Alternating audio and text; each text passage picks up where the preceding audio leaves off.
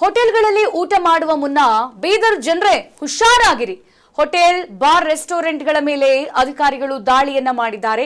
ಸಹಾಯಕ ಆಯುಕ್ತ ಮೊಹಮ್ಮದ್ ಶಕೀಲ್ ನೇತೃತ್ವದಲ್ಲಿ ಈ ತಪಾಸಣೆ ನಡೆಸಲಾಗಿದೆ. ಬ್ರೇಕಿಂಗ್ ಲಭ್ಯವಾಗ್ತಾ ಇದೆ. ಆಮಂತ್ರಣ ಆಶೀರ್ವಾದ ಹೋಟೆಲ್ನಲ್ಲಿ ಅವಧಿ ಮೀರಿದ ಆಹಾರ ಪತ್ತೆಯಾಗಿದೆ.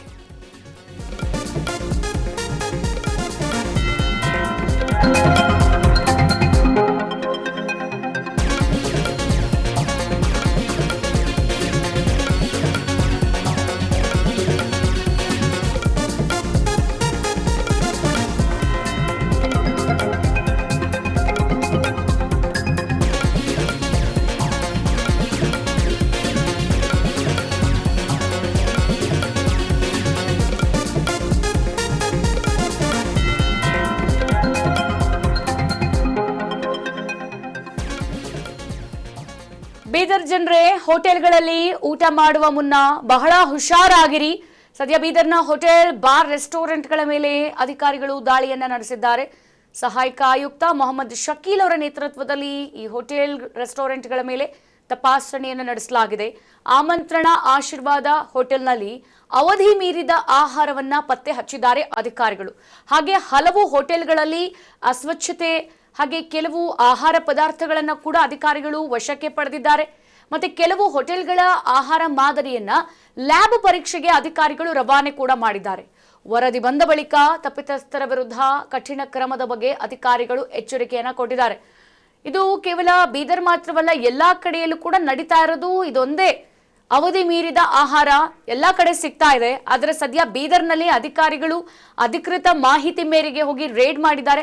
ಸದ್ಯ ಹೋಟೆಲ್ ಹಾಗೆ ಬಾರ್ ರೆಸ್ಟೋರೆಂಟ್ಗಳ ಮೇಲೆ ಅಧಿಕಾರಿಗಳು ದಾಳಿಯನ್ನ ನಡೆಸಿದ್ದಾರೆ. ಆ ಸಂದರ್ಭದಲ್ಲಿ ಅವಧಿ ಮೀರಿದ ಆಹಾರ ಪತ್ತೆಯಾಗಿದೆ. ಅದು ಕೂಡ ಸಹಾಯಕ ಆಯುಕ್ತ ಮೊಹಮ್ಮದ್ ಶಕೀಲ್ ಅವರ ನೇತೃತ್ವದಲ್ಲಿ ಈ ಒಂದು ರೇಡ್ ಅನ್ನ ಮಾಡಲಾಯಿತು.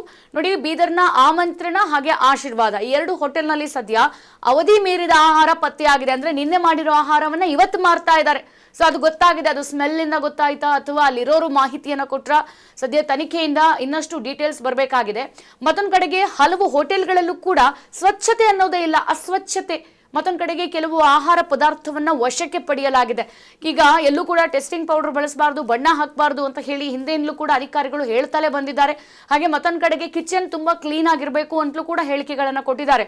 ಆದ್ರೂ ಕೂಡ ಎಲ್ಲ ಸರ್ಕಾರದಿಂದ ನಿಯಮಾವಳಿಗಳನ್ನ ಗಾಳಿಗೆ ತೂರಿ ಒಂದಿಷ್ಟು ಹೋಟೆಲ್ಗಳಲ್ಲಿ ಇದೇ ಒಂದು ಕೆಲಸವನ್ನ ಮತ್ತೆ ಮುಂದುವರಿಸಿರುವಂತದ್ದು. ಹಾಗಾಗಿ ಸದ್ಯ ಅಧಿಕೃತ ಮಾಹಿತಿ ಮೇರೆಗೂ ಅಥವಾ ಒಂದು ಅವ್ರ ಮೇಲೆ ಸಡನ್ ಆಗಿ ರೇಡ್ ಮಾಡಬೇಕು ಹೋಟೆಲ್ಗಳು ಅನ್ನುವಂತ ಮಾಹಿತಿ ಮೇರೆಗೂ ಸದ್ಯ ಅಧಿಕಾರಿಗಳೀಗ ದಾಳಿಯನ್ನ ಮಾಡಿದ್ದಾರೆ.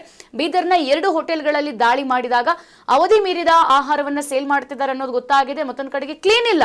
ಹಾಗೆ ಮತ್ತೊಂದು ಕಡೆಗೆ ಕೆಲವು ಆಹಾರ ಪದಾರ್ಥವನ್ನು ಕೂಡ ಇಲ್ಲಿ ವಶಕ್ಕೆ ಪಡೆಯಲಾಗಿದೆ. ಹಾಗೆ ಕೆಲವು ಹೋಟೆಲ್ಗಳ ಈಗ ಆಹಾರ ಮಾದರಿ ಇದೆಯಲ್ಲ ಅದನ್ನ ಲ್ಯಾಬ್ಗೆ ಕೂಡ ರವಾನೆ ಮಾಡಲಾಗಿದೆ ಪರೀಕ್ಷೆ ಮಾಡೋದಕ್ಕೆ.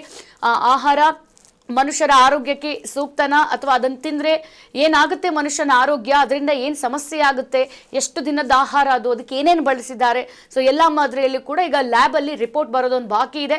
ಈ ವರದಿ ಬಂದ ಬಳಿಕ ತಪ್ಪಿತಸ್ಥರ ವಿರುದ್ಧ ಹೋಟೆಲ್ ಮ್ಯಾನೇಜರ್ ಯಾರು, ಅದ್ರ ಶೆಫ್ ಯಾರು, ಅದನ್ನ ನೋಡ್ಕೊಂತಿದ್ದಂತಹ ಮ್ಯಾನೇಜರ್ ಯಾರು, ಎಲ್ಲರ ವಿರುದ್ಧ ಕೂಡ ಕಠಿಣ ಕ್ರಮಕ್ಕೆ ಎಚ್ಚರಿಕೆಯನ್ನು ಕೂಡ ಕೊಡಲಾಗಿದೆ.